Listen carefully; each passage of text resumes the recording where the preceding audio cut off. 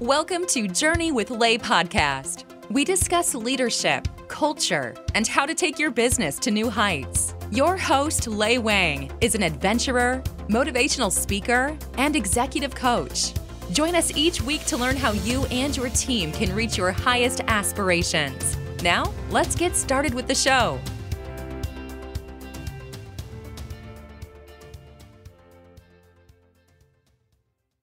Hey everyone, welcome to Journey with Lei Leadership Podcast. This is a place where purpose-driven leaders come to learn how to step into that authentic leadership role that resonates with their hearts and souls. I'm your host, Lei Wang. As an adventurer, motivational speaker, and executive coach, I believe if you dare to dream it, you can achieve it. Join me every week to learn how you can reach your highest aspirations while living an exciting and balanced life, so you can take your teams and business to new heights with ease and grace. Now, let's go. Welcome our amazing guest today, Clement Cao. Clement is the founder of Product Teacher, a product management education company with the mission of creating accessible and effective resources for a global community of product managers, founders, entrepreneurs. Product Teacher offers self-paced courses, career coaching, consulting, corporate training, and other professional development services. As a principal product manager, Clement has shipped 10 multi-million-dollar B2B software products over the last 5 years at multiple startups. Clement had also written more than 80 product management best practice articles and had been featured as a speaker and writer for more than 70 different organizations. Hi, Clement. Welcome to the show. Thank you for joining us today. Yeah, I'm so glad to be part of the show. Thanks so much for having me. Yeah, so I'm curious, you are only a few years out of school, but you already had several startups under your belt. So I'm curious about your grow up, who influenced you, how you become an entrepreneur at such a young age. Yeah, that's a great question. So my parents are actually entrepreneurs themselves. They immigrated from Taiwan to the United States. And when they came here, my dad was originally a musician. What he did was he used to play the Chinese flute, which is made of bamboo. A lot of the orchestras in the United States, they couldn't accept him because they needed someone who played the classical flute, like the metal one. So he said, okay, I clearly need to reskill. He went back to school and became a real estate agent. And from there, he then became a real estate broker and then created his own real estate brokerage. And so my parents sacrificed a lot to come to the United States to have me and my younger brother. And through that, I've seen them grow their business from nothing into something that has been incredibly successful. So, ever since I was 5 years old, I've been able to talk about mortgages with my dad, just because that was the family business, right? And so I've seen my dad lead his company ever since I was really, really young. And, of course, I interned with them, I worked with them. And so I'm very comfortable with the idea of entrepreneurship. To me, it's not something that is foreign or different. It's just another one of many potential paths that is similar to working the corporate world. So I think, huge shout out to my parents for very much normalizing entrepreneurship, right? It's something that as long as you feel confident in doing, as long as you are thinking about how do I give other people value? How do I make other people's lives better? It can be a really compelling way to jump into a career that you're really excited about. So that's basically how I got started. Very much worked alongside my dad, kind of saw how he did marketing, saw how he worked with customers, and taken these learnings with me to then create my own coaching business. That's just so interesting. Actually, I heard a rumor you almost became an actor for Disney. Is that true? Yeah, that is actually true. So the funny thing is, back when I was maybe 6 years old, there are actually these different talent scouts for Disney who are looking at child actors. And they'd come across me and my brother, and they thought that the two of us, played really compellingly. And so they said, they asked my mom, hey, can we have Clement be a child actor for Disney, right? So my parents were very sensible, and they said, well, we don't want Clement to be a child actor when he hasn't yet developed what his interests in life are, right? We don't want to commit him to all of this fame and glory and whatever. because we don't know whether that's something that he's going to enjoy. And so ever since I was young, my parents have been advocating for me to pursue my own interests and to develop my own stance in the world. And because of that, I've been able to successfully spin up multiple startups and deliver all of these highly impactful software products for my customers. That's so cool. So you are setting your own footprint right now. So I'm curious, like, did you just start out of college, started a startup, or you actually started in a corporate, or how did you get started? Yeah, that's a great question. So in terms of how I got started, when I graduated from college, I had a double major in business and biology. Those are two majors that don't typically go together. But I took those majors because I was really interested in both. I've always really loved science, and I've always really loved being able to help people. So I figured, hey, I'm going to take these two just for fun. The challenge is that there's not a lot of very clear career paths to go that direction. If I were to be a biologist, I'd have to be in the lab all day, and I wanted to do more than that. And if I wanted to do business, I wasn't quite sure, I can't be an accountant because I don't have all of my accounting classes. I can't be someone in finance because I haven't taken my finance classes. So I decided to become a management consultant. So I joined the corporate world as a management consultant to really work with lots of different customers and see what are the pains that they're facing, what are the things that they find challenging, and maybe I'm going to find something that I'm going to be really excited to go tackle. And so the way that I got started was I came out of college, not necessarily with any sort of career plan in mind, but rather asking, what is the biggest value that I can bring to others? How can I find what a big problem is and go sink my teeth into that problem, regardless of if I'm an employee or whether I'm my own boss? So that's really how I got started in my career. That's great. So sometimes my clients ask me that how to navigate corporate politics, corporate culture. So as a new college grad entering a corporation, what kind of challenges you faced and how did you navigate? Yeah, that's a great question. So I'm going to split this up into a couple of pieces. So more than happy to talk about the challenges that I faced as a new grad. But then from there were many things that I did not do correctly that now I'm a lot more seasoned now that I've been able to, lead multiple businesses to success. Looking back on it, I think there are a couple of principles that can really help in terms of navigating corporate cultures. And so for me, when I was serving as a management consultant at a company, so I was working at MasterCard, actually. As a management consultant at MasterCard, one of the things that we were repeatedly evaluated on is how good are you at doing analytics? Because what we were doing was we were delivering these analyses to our end clients. And so all of us in the office, we were working super hard. We would be there from 7 a.m. all the way to 11 p.m. I'm just grinding out all of these analyses of, crunching all of this data and coming up with reports. But the thing that happened was that it almost didn't matter how analytical you were, how rigorous you were. Those weren't the people who got promoted. And all of us were very confused. Why are we not getting promoted? Like, people keep telling us that we have to be really thoughtful, that we have to dig really deep into the data, that we have to give all of these insights to customers. Why weren't we getting promoted? And we started looking around and we started saying, okay, well, who is getting promoted and why are they getting promoted? And one of the things that we found is that, the people who are actually getting promoted are not the most analytically rigorous. They're the people who know how to upsell our clients on other services. They're the ones who are selling additional products on MasterCard's behalf. And we said, that's weird. That's not in the formal assessment, right? Kind of every quarter, we receive a grade from 1 through 5. And if you get 5s, then you get promoted. If you get 1s, then you get fired. If you get 3s, then you're on track, right? And we said, it's weird. All of us are getting these 3s and 4s. We're not getting 5s, but our analyses are what we're being graded on. And we just can't get promoted. Why is that? And turns out the way to get 5s is to actually sell your customers additional products, which wasn't something that people told us about. And so looking back on that experience, the problem isn't that, it's not that MasterCard lied. It's not that my management team lied. It has nothing to do with that. The problem is that we didn't understand what pain points we were trying to solve. And so when we think about it, what does a management consultant do? A management consultant, they need to work with customers to identify what are their pains and solve those pains. But they're also salespeople. They're selling the company's products and services, and they're trying to help the company grow. And we completely missed the fact that we are actually salespeople. No one told us that we were salespeople. We didn't analyze the fact that we were salespeople. And so we weren't getting promoted.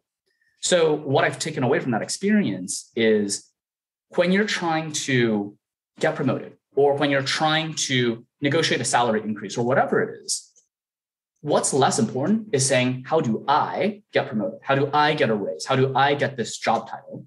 it's not me. It's who is in pain? What is their pain and how do we solve that pain? Because if we solve that pain, people will naturally want to reward us. And so the thing that we should have been asking is, our hiring manager is the engagement manager. They're working with customers to try to grow their portfolio of services with us. What are things that I could do to make my hiring manager more successful? Oh, I could show them that, by the way, we have these other services and you can use these services in these instances, right? We could have upsold our customer, and we did not take that independent thought of, it's not just the job. It's not just how people are evaluating us. It's what are the pains that our managers have? If we can solve our managers' pains, then they will naturally promote us. I think similarly, when we talk about corporate culture, when we talk about navigating through lots of different stakeholders, there are kind of two core pieces to keep in mind. The first part is not every stakeholder is worth the same. Kind of different people have different amounts of influence over your career. And the second part is every stakeholder is themselves an employee. And so they have some pain that they have at work. They have some charter, they have some work, they have some initiative, some project that they're doing. What is it that they're struggling with? If I can solve that pain for them, they will naturally want to champion me because I made their lives easier. And so it doesn't have to be this whole game of, what rumors did I hear in the grapevine, or how do I backstab people, or how do I, talk down my colleagues? It's not that. It's actually a very altruistic mindset of who is suffering right now. How do I solve that pain for them? By solving their pain, they will naturally want me to succeed because I made them succeed, right? And so kind of driving that virtuous cycle is so much more valuable and so much more impactful. And it takes us away from this very selfish mindset of, wow, I'm not getting promoted, I'm so angry, right? It's not that. It's, what is it that people are suffering from? If I can solve that pain for them, they'll naturally want me to succeed, right? And I think that's a much healthier way to approach life, whether you're in the corporate world or whether you're not. That's a great lesson. So I wonder, so as a result of that lesson, did you start to take in some different initiatives and how that affected your career growth? Yeah, fantastic question.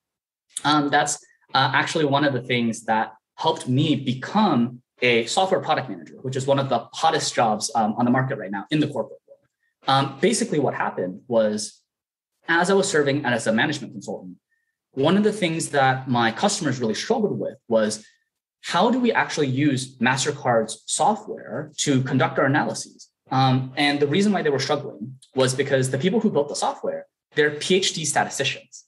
But the people who are using the software are not PhD statisticians. They're marketing analysts, they're operations analysts. They don't have kind of that really deep technical knowledge. And so they're really struggling to work through all of that. Originally, when I was in that management consultant mindset, when I was in this very selfish mode, I kept saying, it's so frustrating that I need to get on the phone to help my customers all day because they can't figure out the software, right? Why is it that they're so stuck with the software? Why can't they figure out these analyses? I'm not using my time wisely. They're not using their time wisely. And I was very frustrated. But when I started moving away from the selfish point of view, and I started thinking, well, what are ways in which I can make their lives better? One of the things I started thinking about is, every time they set up an analysis, it happens through the software. And honestly, looking at the software, it's not that easy to figure out. Like, the settings aren't super clear. There's not a lot of instructions. There's not a lot of guides.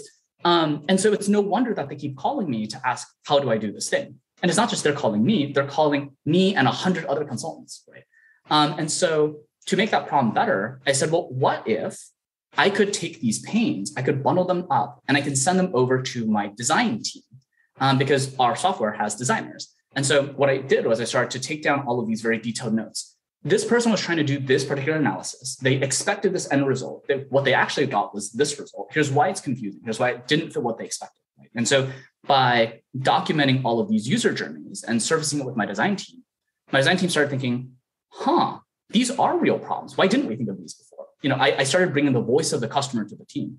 And by doing so, I became a trusted partner to my design counterparts, to my engineering counterparts, to my product counterparts. And I said, Clement, we want you to run these different pilot initiatives. We're building new products right now. And what we don't want to happen is we don't want these new products to suffer the same fate that our old products did, where they're not intuitive.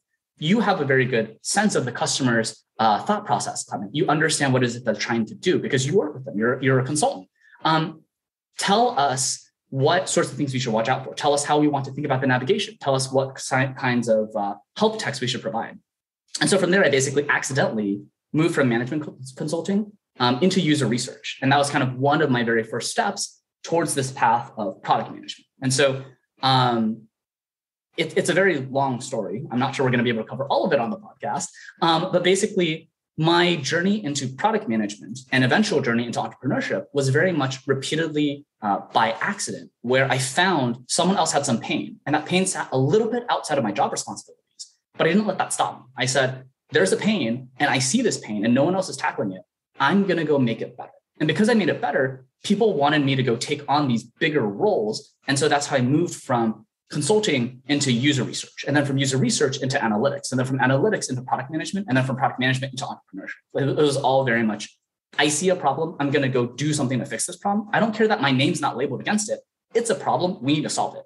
And because I did that, my customers, my companies, my hiring managers have all been very excited to work with me and to find ways to increase my responsibilities, my compensation, and my ability to drive an impact. Wow, what an amazing story. So I'm just curious, at that time, were you thinking about starting your own business already, or you were only just thinking about ascending the corporate ladder?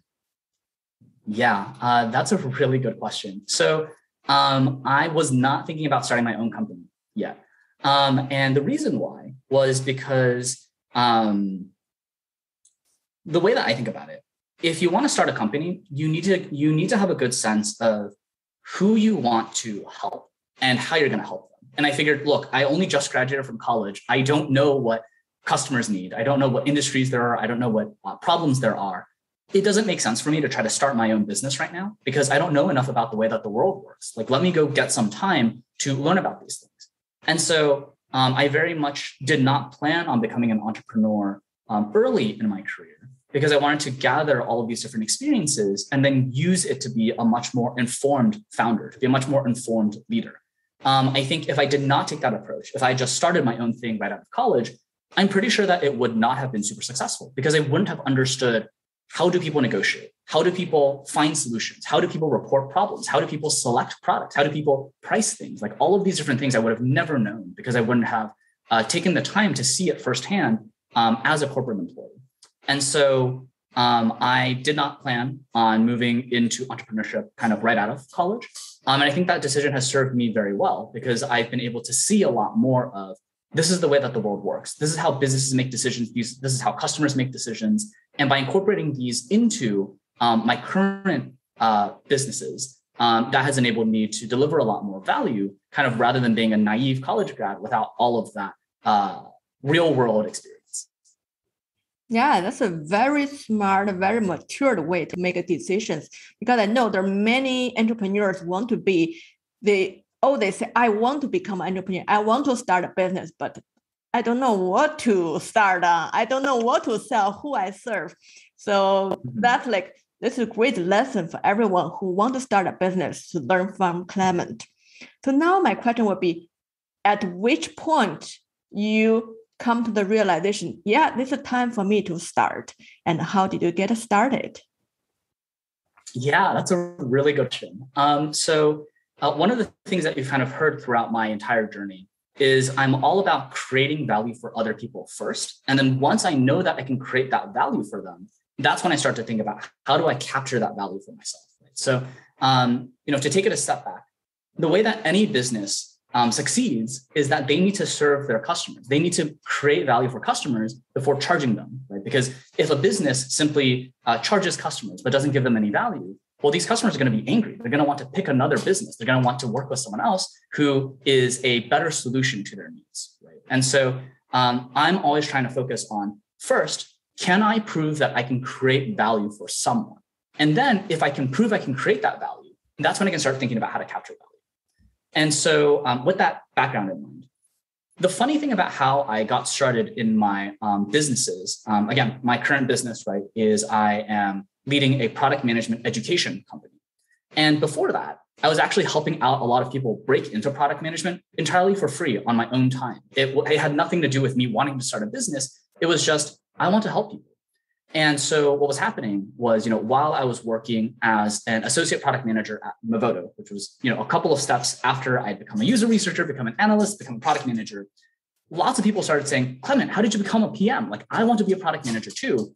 And I said, sure, yeah, I'll help. Like, I only just became a product manager. I don't really know everything yet. This was back in, I think, 2016, 2017. I don't really know yet, but sure, let me try to find ways to help you. And so I would get on the phone with people and I talk with them for, an hour and a half to talk them through how I became a PM, what lessons that they can take to apply to themselves.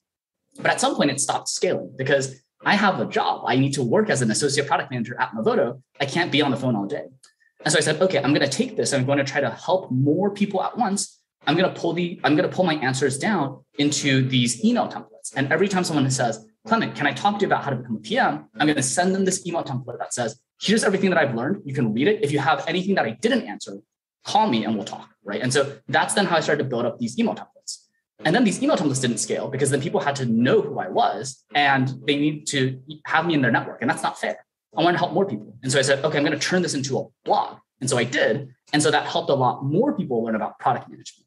And so I kept building up on these incremental steps of here are the things that I can do to help others. Eventually what I said was, I can do even more than just all of this stuff for free in my spare time. I want to help people for a living. Like I want to be an entrepreneur. I want to, I see that there are all of these people who really want to become product managers, and there's not a lot of good resources for it. I happen to be a good product manager. I happen to have shipped all of these products. It's time for me to condense my knowledge into something that people will be willing to pay for because it solves their pain so well. And so that is how I moved over the course of many years, honestly, into becoming an entrepreneur. It wasn't that I said, I want to definitely start a business. I'm going to get started now. It was very much, oh, there's some pain. I'm going to try to solve this pain as just a side hobby. And then that side hobby grew and grew and grew and grew until it took so much time that I said, if I want to keep helping people, I need to do this full time. I can no longer afford to let it just be a side hobby. It needs to be my full-time focus. And so that is what drove me to take this leap into becoming a full-time founder. So when did you take that leap? Yeah, great question. So currently for Product Teacher, the company that I currently lead, I've been at the helm since the start of this year, so 2021. Before that, I was at Product Manager HQ around 2017, 2018, in terms of helping people be able to grow in their careers. And so I've been a serial entrepreneur, let's say. I think even before though, when I was at Product Manager HQ, I did have a co-founding team, and so we were able to do a lot more together. Whereas as I've seen different needs come in and different market offerings, different product offerings, I decided to strike out on my own and say, okay, I'm going to go spin this up on my own and see what I can do. So I guess there are basically two answers to your question. I wanted to get started just because I got started multiple times. One time back in the 2017-ish range, and then one time around this year. Yeah. So I know jumping into the entrepreneurship take a lot of courage because you don't have the safety net, you don't have the monthly paycheck anymore, you don't have a lot of the safety thing that come with a corporate job. So how did you come with that courage, or are you scared, or do you have any nervousness about it? Yeah, great question. So I think the important thing is to take a look at your fears and to get them down on paper, and then to just think them through all the way to the logical conclusion. And so what I mean by that is, say that you're worried about going bankrupt when you start your own company, which is a very, very fair fear. Let's get that down on paper and let's look at it. Okay, I'm worried about going bankrupt. Then how much money do I currently have on hand? How much money do I think I'm going to spend every year? How much time does that give me, right? And if I have quite a lot of time to go, then maybe this fear isn't as big as I thought it was, right? And if it's, oh, actually, I don't have any savings and it takes a lot of money to get it off the ground, well, then that fear is very justified. And we should go come up with plans either to reduce the amount of money that we burn per year, or to increase the amount of money that we have on hand, or to find ways to access capital, right? These are all very fair concerns, but you need to first get it down on paper to actually go struggle through.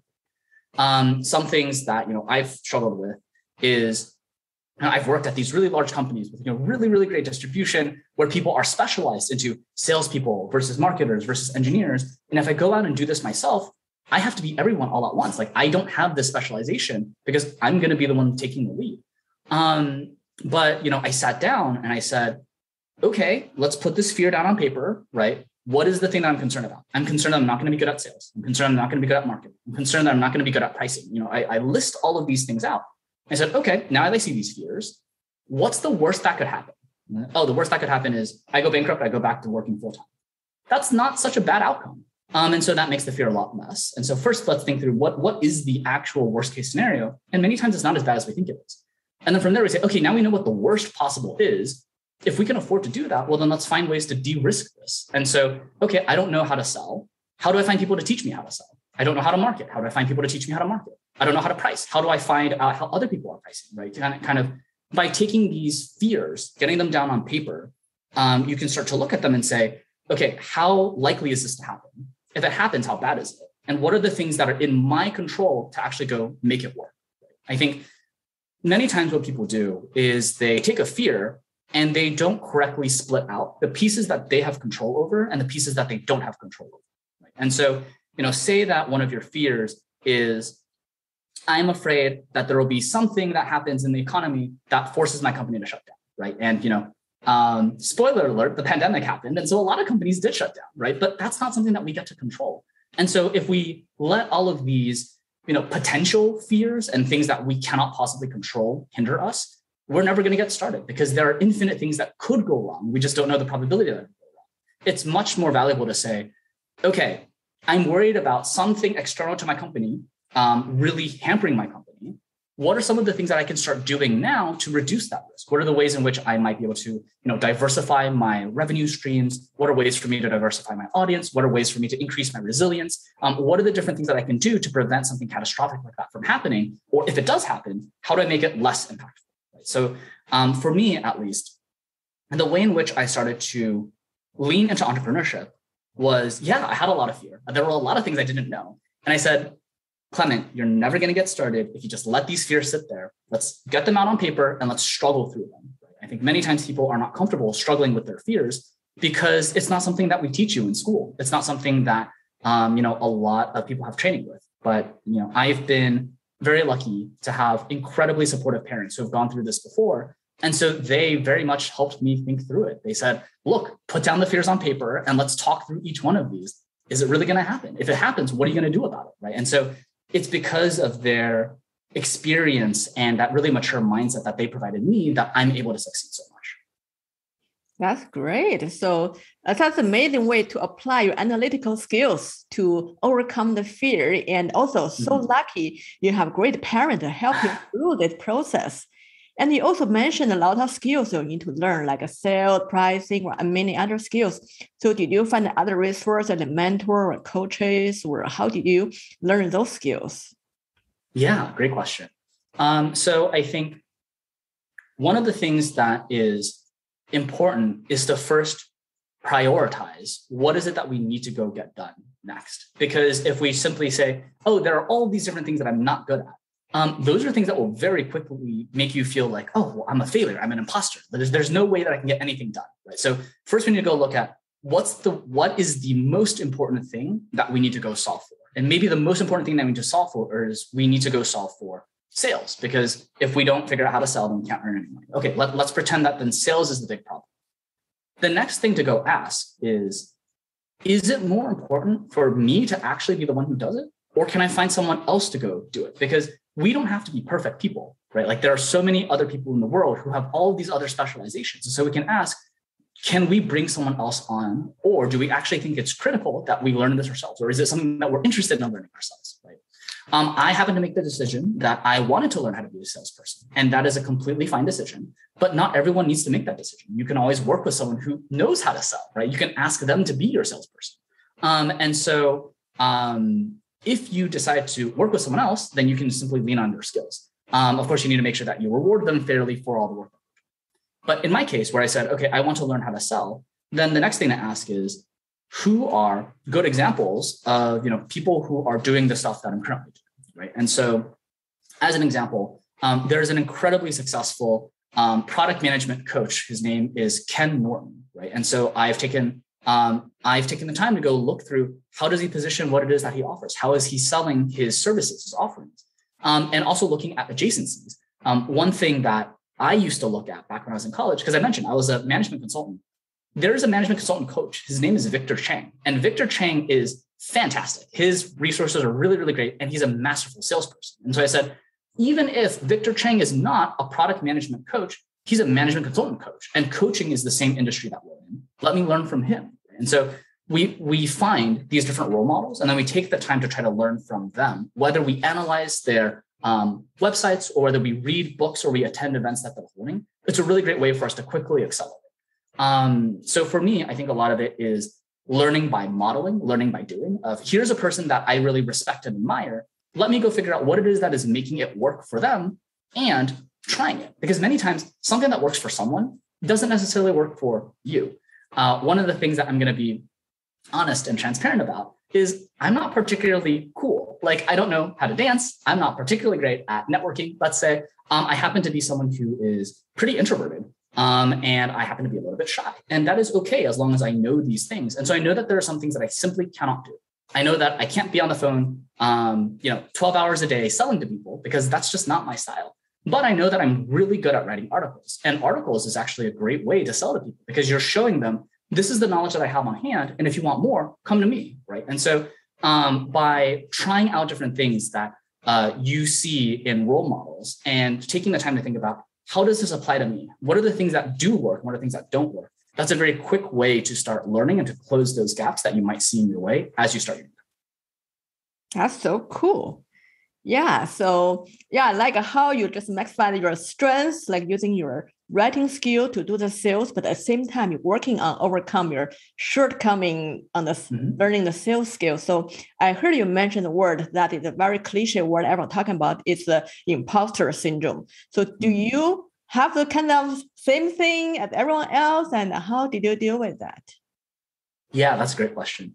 First off, for all of our listeners, imposter syndrome is something that you feel when you think, oh, there's no way that I could be having this title. There's no way that I could be a founder. There's no way that I'm a CEO. I feel like a fake, right? And so, I'm really worried that people are going to find out that I don't know what I'm talking about. I'm really worried that people are going to find out that I'm a fraud, that I don't know what I'm doing, that I'm not a reliable resource. Like there are all of these kind of self-esteem attacks that you put against yourself. And something that I want to make really clear is that imposter syndrome is not just normal. It's something that we can expect, especially as we become more and more successful. And so one of the things that I find incredibly comforting is that Michelle Obama has really big imposter syndrome challenges. Oprah has really big imposter syndrome challenges. Basically, every single celebrity that you can think of, they have imposter syndrome. Like if you just do a quick Google search, pick your favorite celebrity name, type imposter syndrome. They've probably done some interview where they said, I have imposter syndrome. And so we know that the more successful we get, the worse the imposter syndrome is going to get. And so part one is let's just normalize that. Let's just say there will be days when I doubt myself, and it is okay. It is okay that I don't feel confident. It is okay that I don't feel like I know what I'm doing. The most important part is to not let it get in your way, right? So if I say, oh my gosh, I don't think I know how to write. I don't know why people are reading my stuff. The thing I have to tell myself is, look, Clement, stop worrying about trying to impact hundreds of people or thousands of people or hundreds of thousands of people, right? Focus on making one person's life better. Pick one person and just really focus on what can I do for them? And by doing this, right, we then start to build up this momentum. It's now, I'm not worried about writing for an audience of 31,000 LinkedIn followers. Now I'm thinking about, if there was someone sitting in front of me right now and they said, Clement, I don't know how to prepare for this interview question. I know how to do that. I know how to help you. So I'm going to go write this one article for this one person, and I only need one person to go read it. It doesn't need to be amazing. It doesn't need to be perfect, because if I did not write this article, that person would not succeed. And so it is my duty to make sure that they succeed. I will write this article just for them. And so I write it. And then it winds up being something that's not helpful, not just for them, but for so many other people too, right? And so we cannot let our imposter syndrome get in the way. We will feel imposter syndrome, and it will get worse the more successful we get, because the expectations keep growing, right? People expect more and more out of you as you become more and more successful. The key thing is not to let it stop. The key thing is to say, I'm going to go build up momentum. I'm going to score a small win. And by scoring that win, that's going to create motivation. So one of the cliches that I like to really say is momentum creates motivation. you cannot just rely on suddenly getting motivated to do stuff. Because if you do, imposter syndrome will kill your motivation very quickly. But when you have imposter syndrome, that's a good time to say, I know I have imposter syndrome, and that's okay. I'm going to go build momentum anyways. I'm going to go do something. And if I do it, I will start to get motivated because I'll see the progress. I'll have done something that is worthy, that matters. And so now I can keep moving. So yes, I struggle with imposter syndrome every day. I mean, 20 minutes before our podcast, I asked myself, am I worthy speaking with on this podcast, sharing my insights as a founder? Because, am I a good enough founder? Am I a good enough speaker? Am I a good enough podcast guest? But if I let myself succumb to the imposter syndrome, then I wouldn't be able to share these insights. And so I'm not worried about, how do I serve, all of these potential listeners? There's likely one listener out there who is looking for inspiration or is looking to make an unconventional career move. Let me help them, because if I can help just that one person, that is a success. And so that's kind of how I struggle with my imposter syndrome. Thank you so much. That's great advice. And I see that in my client too, like no matter people are starting out their career or people extremely senior in the career already, everyone has the insecurity. Like for my client in the corporate, whenever they get a new promotion, they got scared. Okay, who am I going to take up this new position? Who am I to become a VP? So everyone have that kind of insecurity. And actually, I learned the imposter syndrome is a sign you're stepping into bigger roles. You are taking on some risk. You're trying something new. You are growing. So if you're safe, yes, you're sure you know everything what you're doing. But when you're doing something new, you always have that. So that is a healthy fear that we should welcome that. And it's great advice how we can overcome that by just focusing on serving one person, taking one small step each time. So now I want to hear more about your product teacher. So what is your vision? What is your aspiration for this company? And what are some big goals you are having ahead of that? Yeah, great question. So I think one of the things to first make clear is, what does the current landscape look like? Where are people not being served? And so right now, there are a lot of people who want to become product managers, but there are a couple of challenges. One, we don't teach product management in schools a lot. And so you don't typically have the ability to major in product management or get some sort of degree in product management. And two, there are these professional development courses out there, but many times they require you to sacrifice time on the job, or they might be, many, many thousands of dollars for you to be able to take this class with an instructor. And so what I want to do is I want to enable anyone who's interested in product management to have the ability to kind of get that kind of mentorship from someone who's actually been a product manager before. Right? So that is what I care about the most. In terms of how I'm going to be delivering this value to folks, I'm really focused on empowering people to do things on their own time with their own resources. And so the way that I'm structuring my offerings is basically pulling together all of these self-paced courses. Right? I can pull together all of this knowledge, similar to the way in which I pull together my knowledge in terms of articles or in terms of email templates. Right? Let's pull together all this knowledge and put it into a video that then people can speed up or slow down or go back and revisit even 5 years, 10 years after they've originally gotten this course. Right? And so that way, it's an evergreen resource that will follow them for the rest of their careers and really make sure that they succeed on the job. So that is really my core focus. So far, I have shipped a self-paced course called Solving the Product Manager Interview. So people who have taken it have been able to get PM offers at Google, Amazon, Redfin, some really exciting, fast-growing startups. And so that has been an incredible success. I am looking to continue to build on that success by shipping additional products, such as how to establish your product management portfolio, even if you've never been a product manager before. Right? So how do I help these people move into product management roles and help them think the way that a company thinks, help them think the way that a hiring manager thinks? How do I solve all of these pains for companies who want to hire product managers, but can't really find the candidates that they're looking for? Right? So my hope is to create a set of evergreen resources that people can refer back to for more than 3 years, 5 years, 10 years, that kind of follows them through their career to help them prepare for, how do I interview? How do I get promoted? How do I ship more impactful products? How do I break into this role? How do I mentor people? How do I manage people? Right? By providing all of these resources, And by getting them in front of people, that is one way in which I can start creating value. And then by listening deeply to people's feedback, I can then take that feedback and put it back into the course and help all of these people at once, right? So instead of it being bottlenecked on me having to talk with someone live, now kind of I can keep up leveling all of our offerings all the time because it's out there and we're kind of iterating off of feedback live and continuing to grow the entire portfolio.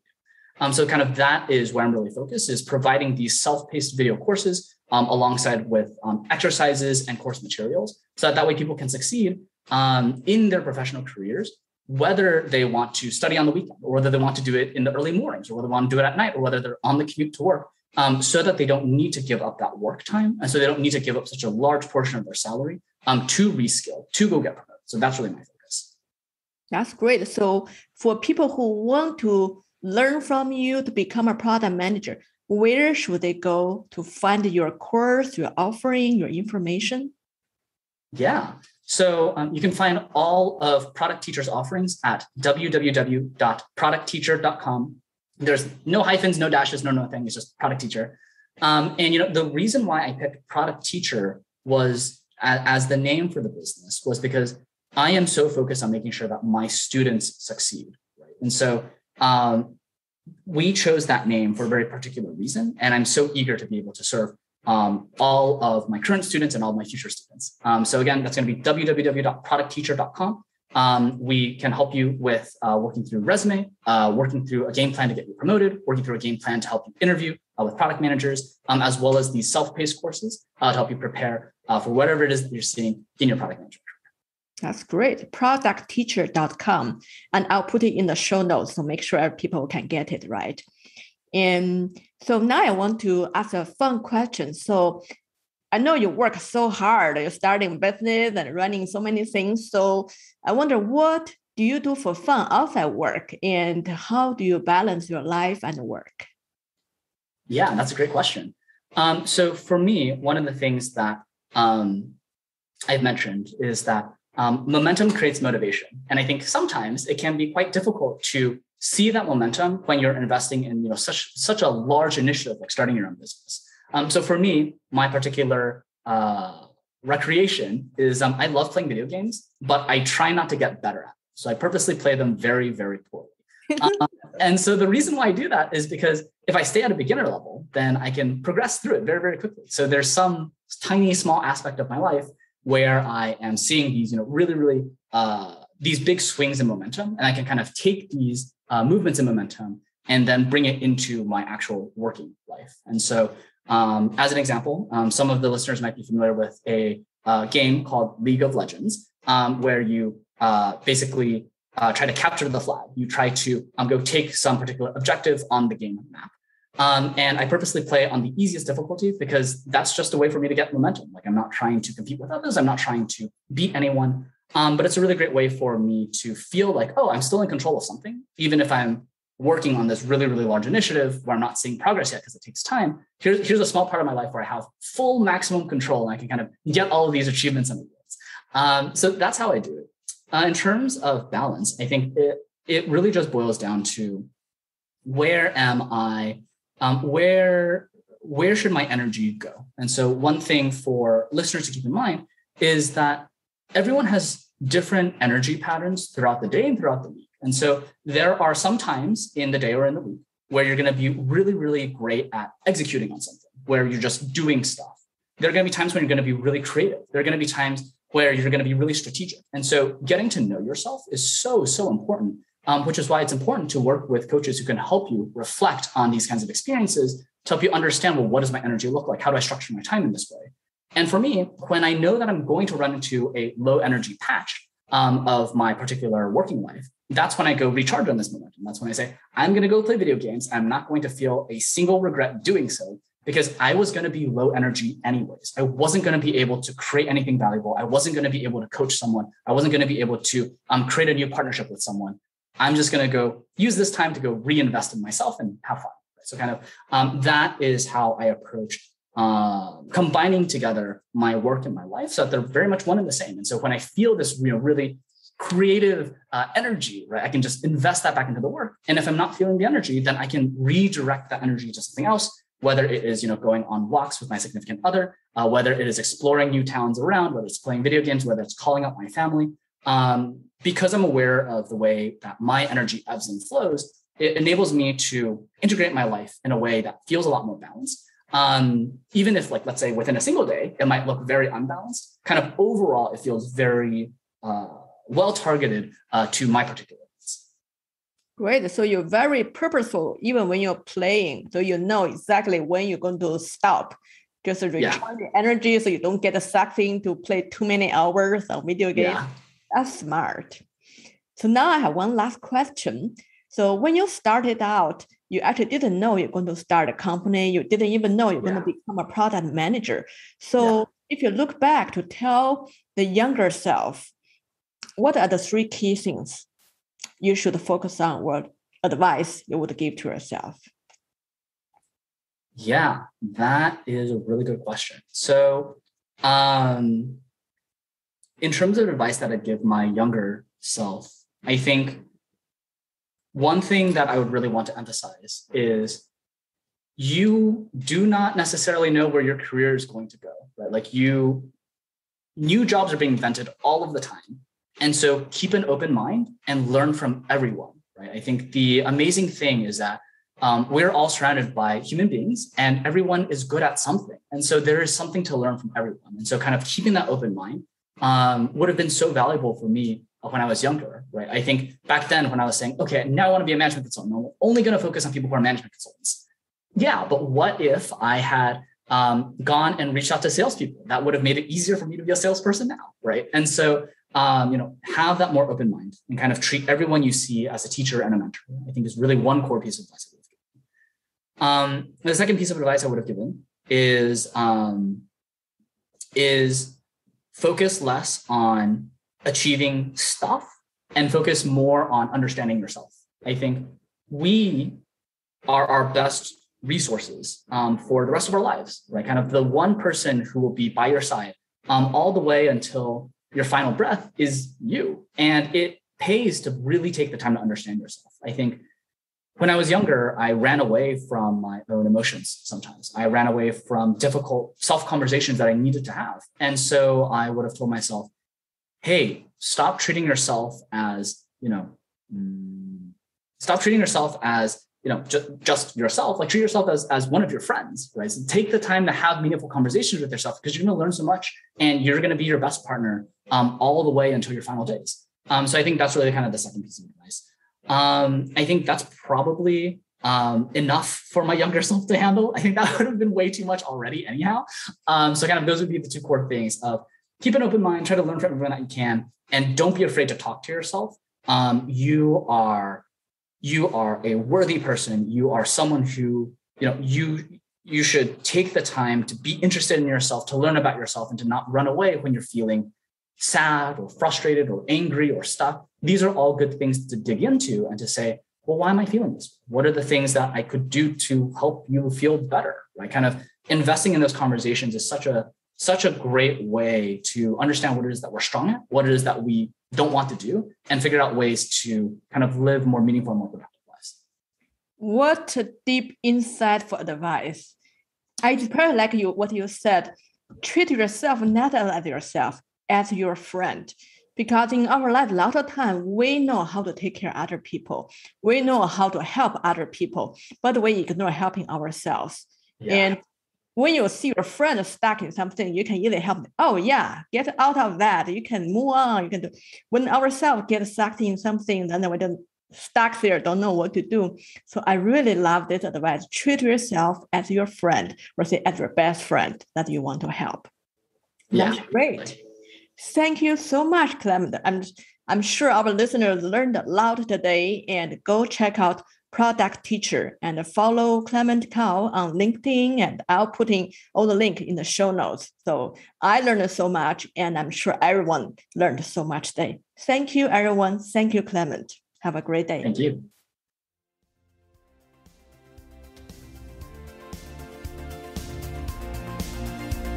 Thank you for listening to Journey with Lei. What's your most valuable takeaway from today's episode? What is one step that you are inspired to take? Start tapping into your power of excitement and become the leader you are always meant to be. If you dare to dream it, you can achieve it. Go to journeywithlay.com or email hello@journeywithlay.com. We'll see you again next week.